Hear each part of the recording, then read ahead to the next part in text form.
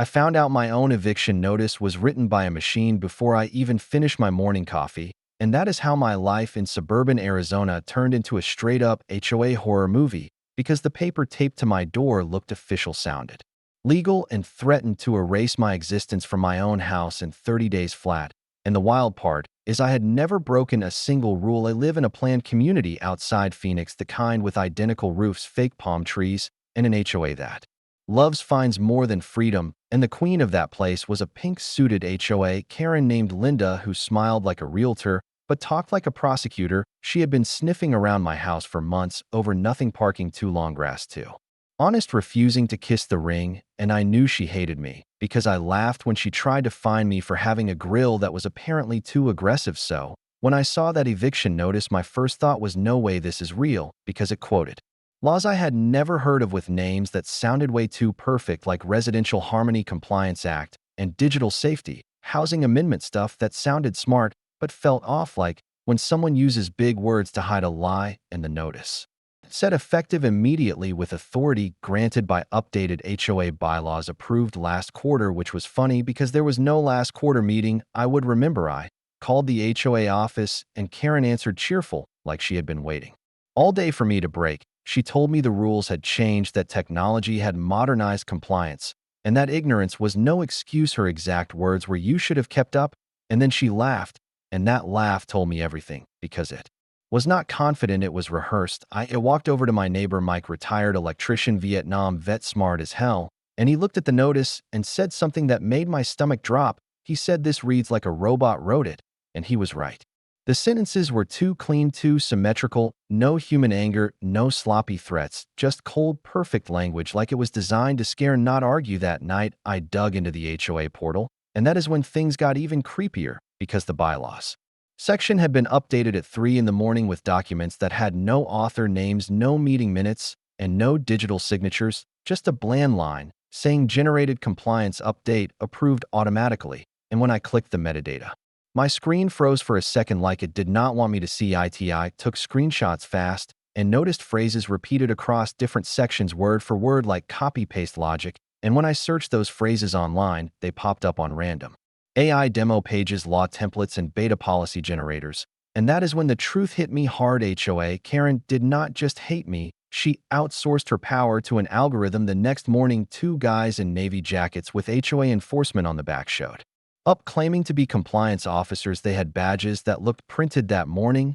and one of them could not even pronounce my street name. They told me I had 14 days now, not 30, because of accelerated removal protocols, which was not even on the paper from yesterday. I smiled, nodded, and let them talk while my phone recorded in my pocket, because something inside me snapped from fear to focus, and I realized if they were willing to fake laws, then they were willing to fake authority, and that meant the only thing protecting me was proof. That night, I uncovered the source file hidden deep in the HOA server logs, and what I saw made my hands shake, because the eviction laws threatening my home had a creator tag that did not say human. It said automated policy generator version 3, and right below, it was Karen name listed as the prompt author. And before I could copy the rest, the system locked me out, and my phone buzzed with a new message from the HOA saying, "Immediate action required."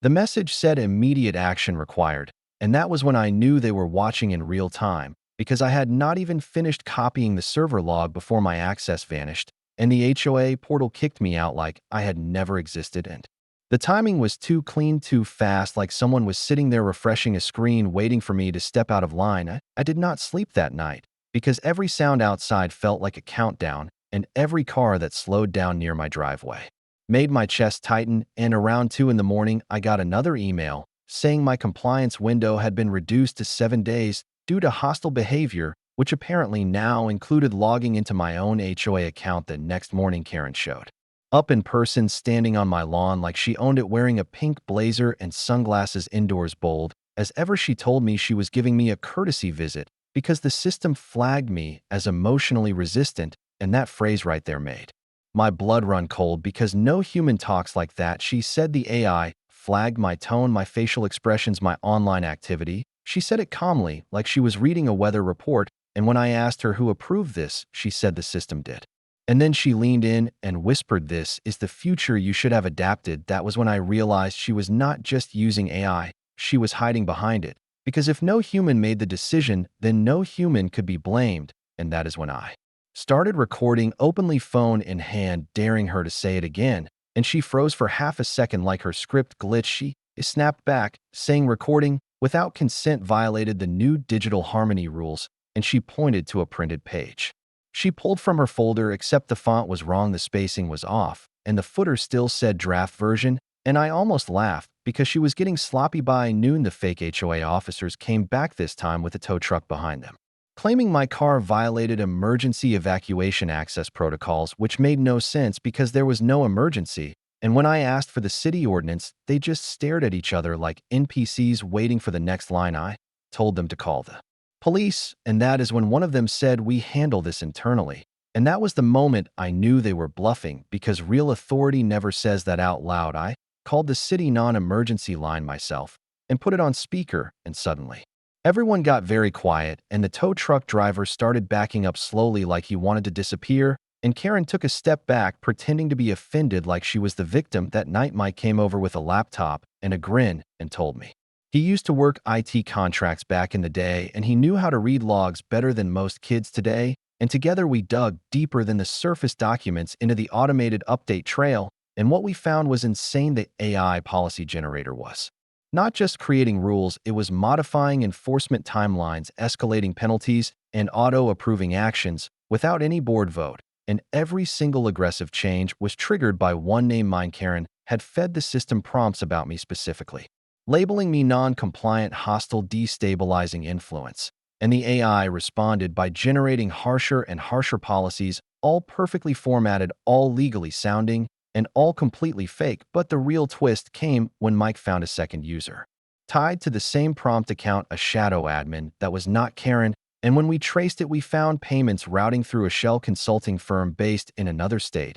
And suddenly this stopped being a petty HOA power trip and started looking like an organized scam. Before we could dig further, my doorbell rang again, and through the camera, I saw two uniformed officers, real ones this time, and behind them was Karen, smiling like she had finally won. And the officer said, "Sir, we need to talk about a complaint involving threats and digital interference." And I knew she had flipped the script on me, and the game had officially turned dangerous. The cop said digital interference like he was reading a menu item, and I knew instantly Karen had upgraded the lie, because when small threats fail, they go criminal. And the crazy part was how calm she looked standing behind them, arms crossed, pink blazer press, smile loaded like a trap. I stepped outside, slow hands, visible voice steady, because panic feeds people like her. And I told the officers I had evidence that the HOA had been using fabricated automated documents to threaten eviction.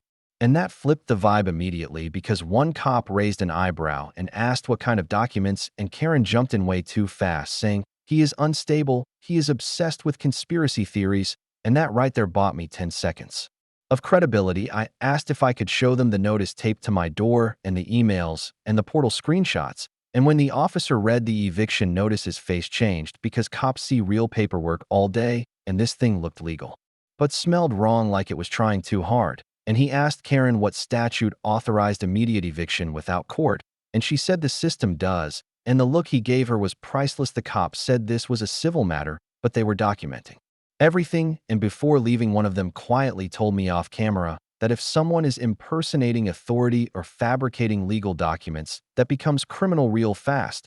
And that was the first crack in her armor. Karen did not wait, she escalated again, because an hour later the HOA sent a mass email to the neighborhood accusing me of being a security risk, saying I was under investigation and that residents should avoid me.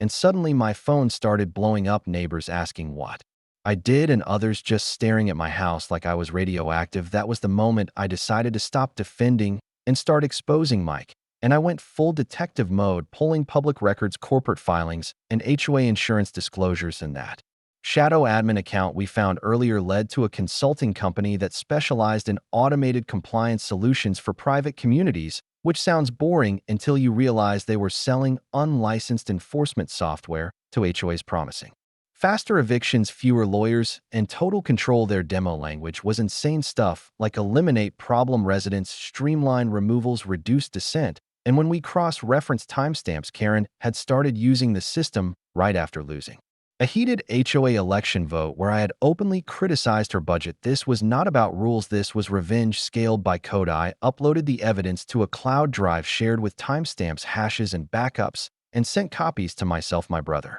and a local investigative reporter who had once covered HOA scandals. And within hours, I got a reply saying, "This is big, and can you talk tomorrow?" That same night, the fake HOA officers showed up again, but this time they were aggressive, pounding on my door, yelling compliance breach, final notice, and I recorded everything through the door cam while calling the police again. And when real sirens came, the fake ones vanished like smoke. The next morning, Karen posted a notice saying an emergency HOA meeting was called to vote on my immediate removal, and that residents' attendance was mandatory. And that was the boldest move yet, because she was dragging this into the open, thinking fear would carry her through. I walked into that meeting calm, carrying a folder and a flash drive, while Karen stood at the front flanked by board members who looked nervous and tired, and she announced that the system had determined I was no longer eligible to reside in the community. I raised my hand and said, "Before you vote, you might want to know that the system you are trusting is not legal, not licensed,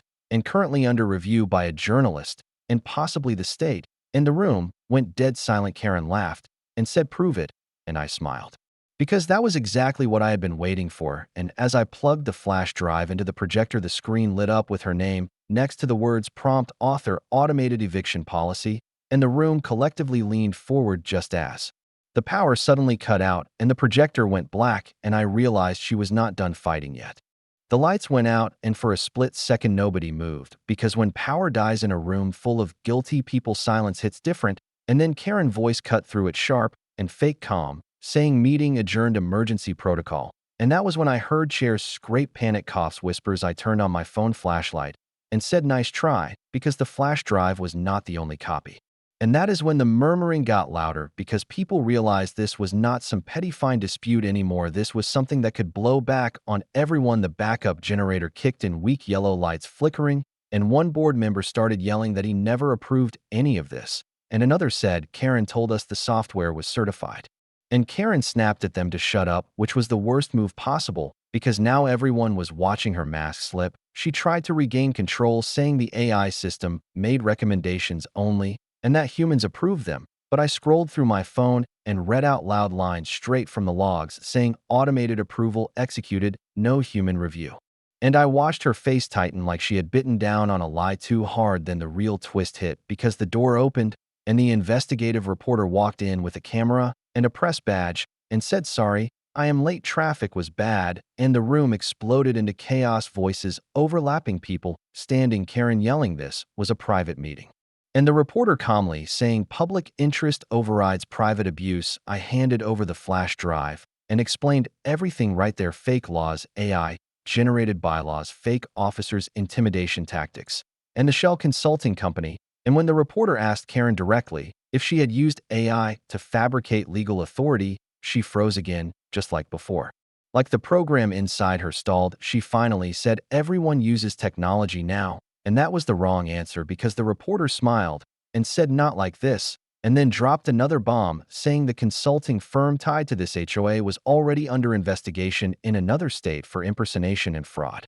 That is when Karen lost it. She started shouting, accusing me of hacking, stalking, manipulating the system, and the board members backed away from her, physically creating space like she was contagious. And someone whispered, "Call the lawyer," and someone else said, "Call the police." Police did come, real ones again, and this time they stayed longer, asking harder questions, collecting documents, interviewing board members separately. And Karen tried to leave, but they asked her to stay, and the look in her eyes shifted from rage to calculation. The meeting ended without a vote, without authority, without her control, and the next morning my phone exploded with messages, neighbors apologizing, saying they felt manipulated, saying they had been scared too, and one message stood out from an unknown number saying, "Delete everything or you will regret it." I saved that message too, because threats are just evidence that have not learned they are evidence yet.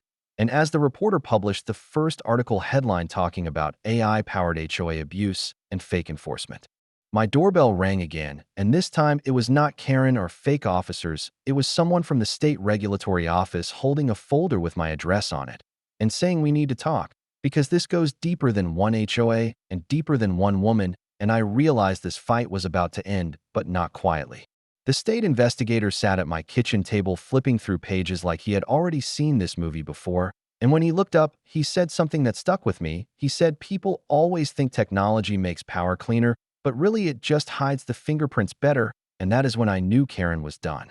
Over the next 2 weeks, everything unraveled fast. The consulting firm got raided, their website vanished overnight, and their executives lawyered up, but the paper trail was too clean, too automated, too arrogant to deny. The system log showed intentional use of AI to fabricate authority, impersonate enforcement, and bypass due process. And once that was proven, every action tied to it became poison. Karen tried to resign, quietly blaming stress, health, family emergencies, but the board did not protect her because once fear lifted, nobody wanted to stand next to her anymore. And during the emergency vote, she screamed that none of this would have happened if people had just followed the rules.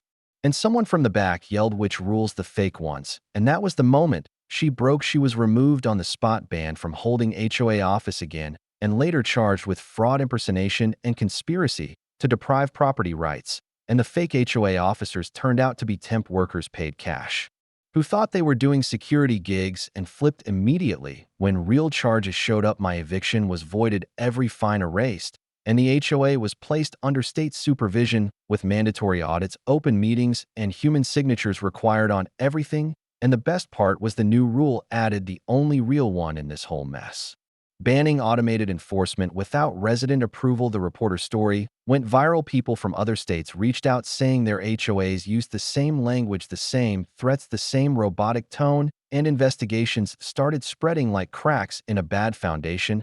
And suddenly Karen was not a queen anymore. She was a cautionary tale.